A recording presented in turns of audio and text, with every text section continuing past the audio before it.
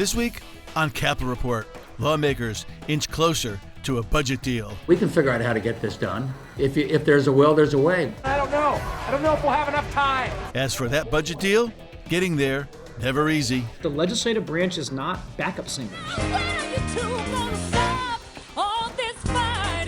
Former Governor John Rowland scores a pardon from President Trump. Whatever mistakes I made, I paid for them and then some. Also, Senator Chris Murphy calls out his own party for allowing Joe Biden to stay in the 2024 race. You can't win! Plus, are lawmakers ready to approve a controlled bear hunt? Our state, we're idiots when it comes to bears. You hear that, Ed? Bears. Now you're putting the whole station in jeopardy. And Connecticut embraces its 50-year love affair with the Hartford Whalers. Go whale! It's a brass bonanza of politics. Cap Report starts now. 4 more days, baby. Finish line is in sight for the 2025 legislative session. And after some bickering last week concerning a proposal to put together a 1-year budget instead of the traditional 2, a plan that Governor Lamont and Republican leaders weren't too keen on, Democrats appeared to get things back on track. Less meetings, more typing at this point.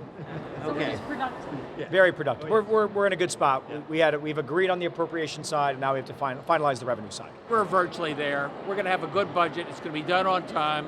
We're not going to raise taxes. We're going to be able to honor the commitments to the most vulnerable, and a budget's a reflection of our values. I think we're in a good place. What the Democrats have been trying to do all along is spend around these caps. So they're going to spend off budget, which is only going to create problems down the road because they're going to run out of revenue.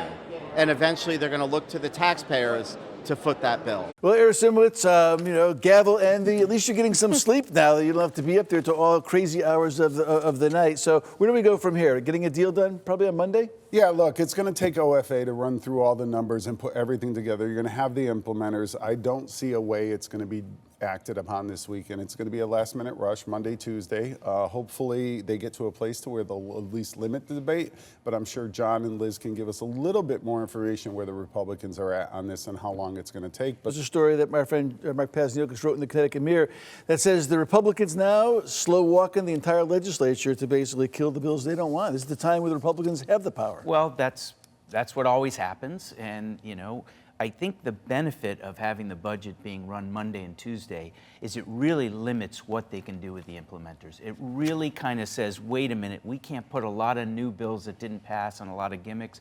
I think the governor's going to be very strong on trying to protect the implementers, and the Republicans are going to hold them accountable for that. You had former Governor John Rowland gets pardoned on your political bingo card this week. Congratulations. While President Trump was handing out pardons like Halloween candy this week, he gave a nod to our 2-time convicted former governor. People to this day still love the guy. They do. First of all, I think that when you look at not only what he did as governor, but also what he has done since his time in federal prison, I mean, he's used his position as a way to try and help inmates and help people coming out of prison, to give them a perspective, help with entrepreneurship and things like that. I'm glad that we're normalizing formerly incarcerated. I think that's absolutely phenomenal. Just short of incarceration. But just short of, but I nothing against former Governor Rowland, but I think we should focus on those individuals who could really afford and appreciate being pardoned. Well, we're not done discussing all the drama that unfolded last week with the energy bill proposals. Joining us now to fill us in on some of the dicey political dynamics at play is our Newsdays political reporter, my pal Mike Cerulli. So, Mike, you're at the Capitol, strap hanging there, doing some great reporting. What do you see? Oh, thanks, Tom, and good morning to you. What caught my eye last week is just how much conflict is just bubbling underneath the surface of the state Senate. I guess it's probably inaccurate to say it's bubbling under the surface anymore. It has fully boiled over into the public eye in the last couple months. We've seen Republicans taking a more aggressive footing. We've seen the Democrats publicly suggest in an opinion piece that they might be nearing a point where they change the Senate rules to limit debate. That's how frustrated they are right now.